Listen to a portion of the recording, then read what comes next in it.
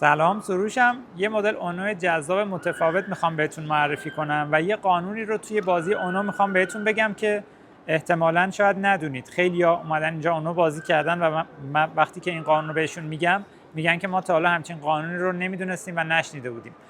و یه قانون جذاب دیگه هم سورپرایز دارم میخوام به بازی اضافه کنم که ببینید چقدر بازی جذاب‌تر هم میشه. بازی اونو اسپین یه اونو متفاوته که این گردونه رو به بازی اضافه میکنه و بازیش هم از 2 تا 10 نفره هست. این گردونه کلی اتفاقات جالب به بازیتون اضافه میکنه و بازی رو هیجان انگیزتر میکنه. بریم که چیدمان و اجزای بازی و روش بازی رو کامل براتون بگم.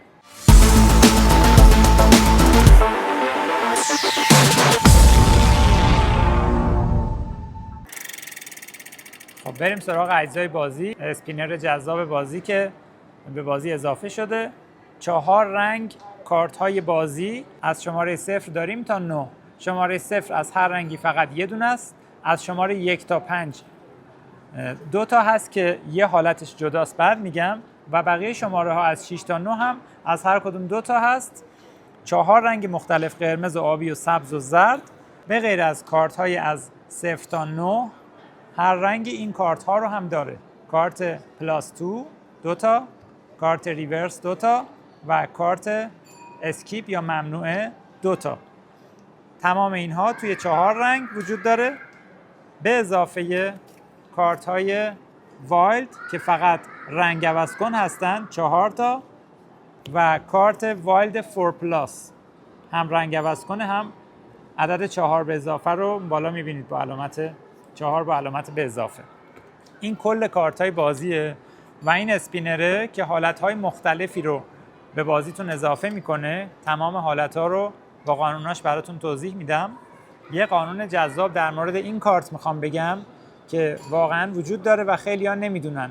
اونها رو بدون دونستن این قانون بازی میکنن و این قانون رو حتما گوش بدین، آخر ویدیو میگم بهتون. تفاوتی که این اونو با اونو معمولی داره، این کارت های با علامت اسپین دار هست. کارت هایی که این علامت پیچ پیچکی روشون دارن و همه رنگ ها عدد 1 تا 5شون که بهتون اون موقع گفتم جدا میذارم، از شماره 1 تا 5شون حالت اسپیندار داره و ساده. حالت ساده انگار چیزی نداره. حالت اسپیندار این پیچ پیچکی رو دور اون عدده داره و توی این قسمت زمینه سفید هم داره.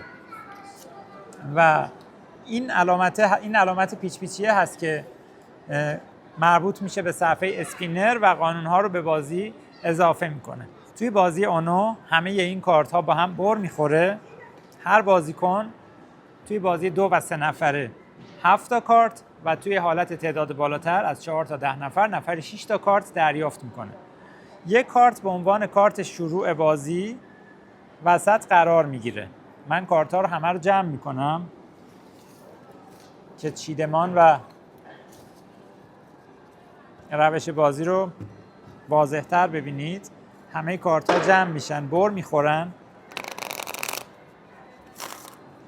به هر بازیکن حالا فرض میکنیم برای حالت 4 نفره هست 6 تا کارت داده میشه.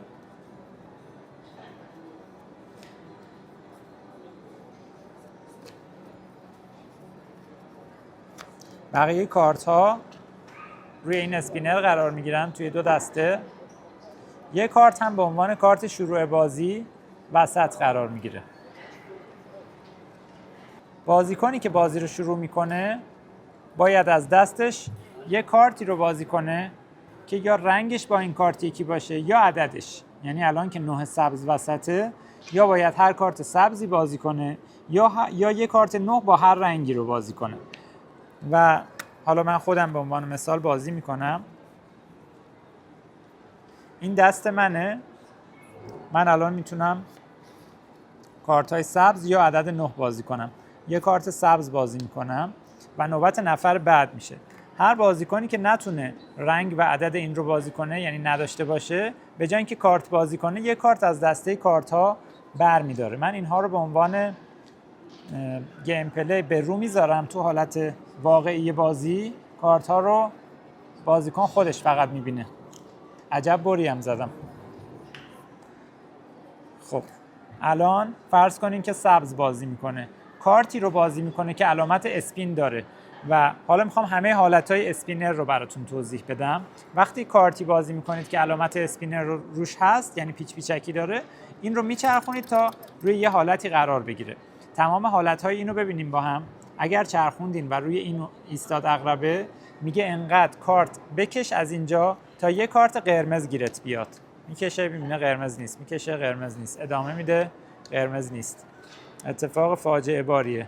میکشه قرمز نیست.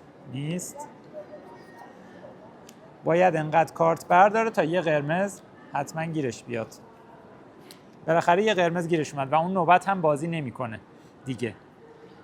نفر بعدی یا باید 4 بازی کنه یا کارت سبز. این رو بازی میکنه. این علامت اسکیپ روش هست، یعنی بازیکنی که نوبتش هست بازی نمیکنه، ازش میپره و دوباره نوبت نفر بعدتریش میشه. نوبت من هست. من میتونم این کارت رو هر موقع دلم میخواد بازی کنم. این رو بازی میکنم و رنگ رو عوض میکنم. اعلام میکنم رنگ آبی. مثلا این بازیکن آبی نداره، باید از دستش کارت بکشه. اگر کارتی که میکشه همون لحظه آبی باشه میتونه اونو بازی کنه، ولی چون آبی نیست میذاره توی دستش. نفر بعدی بازی میکنه آبی. خب نوبت این بازی کنه. همینجا میخوام اون قانون جذاب رو بهتون بگم. اگر توی دستتون این کارت رو دارید، زمانی که میخواید بازیش کنید یه پیش نیاز داره، یه شرط داره. اگر توی دستتون کارت آبی دارید و زمین آبی هست، اجازه ندارید این کارت رو بازی کنید. باید کارت آبیتون رو بازی کنید. یه قانون دیگه هم به بازی اضافه کردم و توی یه ورژنی دیده بودم که توی این ورژن توضیح نداده، ولی این قانون جذاب بلوفزنی رو هم پیشنهاد میکنم به بازی اونوتون اضافه کنین که از حالت تکراری و کسل شوندهش خارج بشه. نوبت منه. من کارت اسپیندار بازی میکنم. خب اسپینره رو همه حالتاشو بذاریم بگم براتون یک به یک. این رو گفتم بهتون انقدر باید کارت بکشه تا یه کارت قرمز گیرش بیاد. اگر روی این افتاد، میگه تمام کارت های دستتون رو میتونید بازی کنید به جز 2 کارت. اگر فقط 2 کارت دارید هیچ کاری انجام ندید. حالت بعدی میگه تمام کارت های دستتون رو با یه بازیکن دیگه میتونید عوض کنید. اگر یه بازیکنی کم کارت داره یا حتی تک کارته، میتونید تمام کارتاتون رو بهش بدید و یه کارتش رو ازش بگیرید. تمام کارت های دستتون رو به همه بازیکن ها نشون میدید. وقتی دیدن دوباره دستتون رو بالا میگیرید. اگر روی این بیفته، میگه تمام کارت های با ارزش یکسانتون رو بازی میکنید. مثال بزنم، فرض کنید روی این افتاده. تمام کارت های با ارزش یکسانم رو میتونم بازی کنم. 3 تا 4 دارم، هر 3 تاشو میتونم بازی کنم. اینکه کدوم رو قرار بدم دست خودمه. دوست دارم دوباره از اسپینر استفاده کنم، اینو میذارم رو. دوست دارم آبی رو باشه، اینو میذارم رو. دست خودم هست. اگر اینو بذارم دوباره اسپینر رو میچرخونم. اگر چرخوندید روی این افتاد، بین همه بازیکن‌ها دوئل میشه. یعنی چی؟ همه بازیکن‌ها بزرگترین شماره‌ای که دارن وارونه میذارن وسط اینجوری.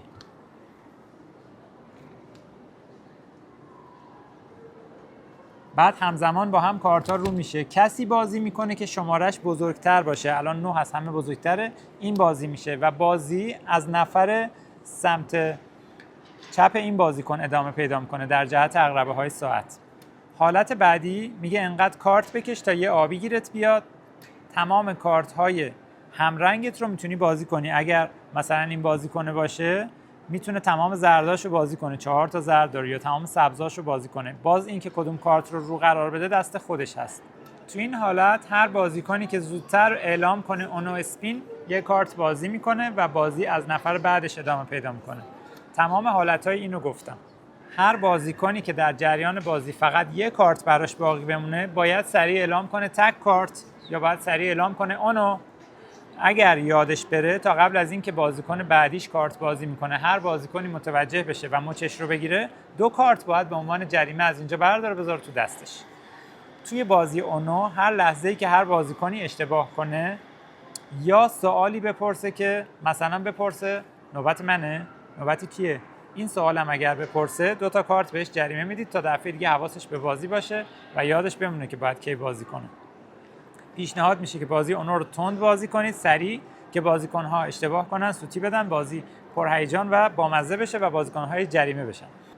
حالا میخوام اون قانون جذابی رو که یه جا خونده بودم توی یه ورژن اونو و پیشنهاد میکنم به بازیتون اضافه کنید رو بهتون بگم. قانون بلوف زنی توی اونو در مورد کارت 4 پلاس 4 مثبت.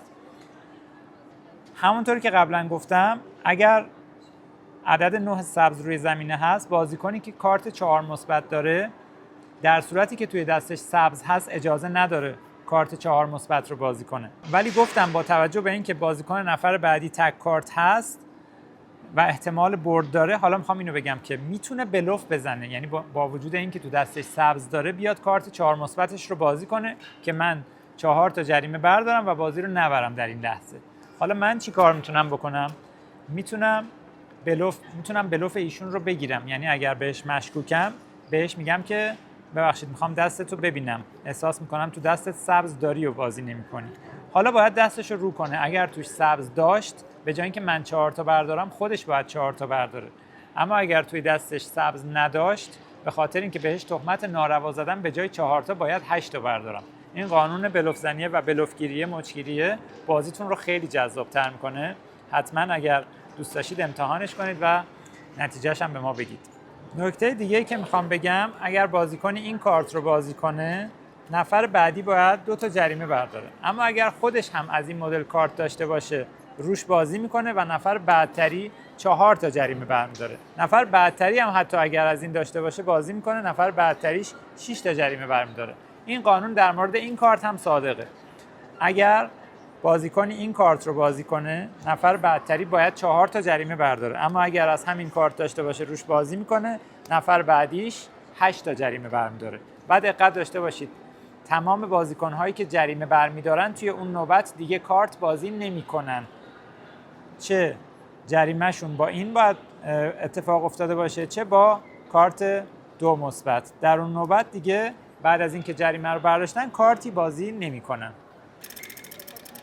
مرسی که ویدیو رو تا انتها نگاه کردین. اگر سوال یا نظری در مورد اونو دارین، اگر اونوهای دیگه بازی کردین که جالب هست حتما بهمون بگین، کامنت بذارین، خوشحال میشیم.